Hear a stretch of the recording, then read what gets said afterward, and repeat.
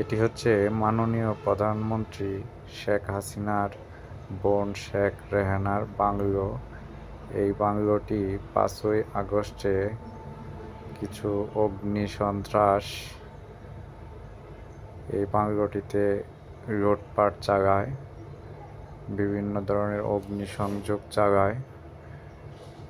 এই বাংলোটি বর্তমানে পরিত্যক্ত অবস্থায় আছে।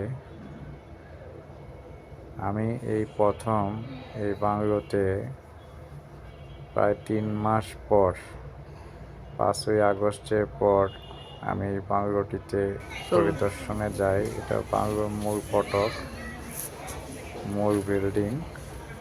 এই বাংলোটিতে এখনো কিছু লোক বহিরাগতদেরকে নজরদারিতে রাখে, যে কারণে আমি সম্পূর্ণ ভিডিও ধারণ করতে পারিনি। এই বাংলোটির চিত্র খুবই ভয়াবহ। এটা হচ্ছে বাংলোর এক অংশ, যেখানে দেয়াল ভেঙে রাস্তা তৈরি করেছে, যা খুবই মর্মান্তিক। এই বাংলোটি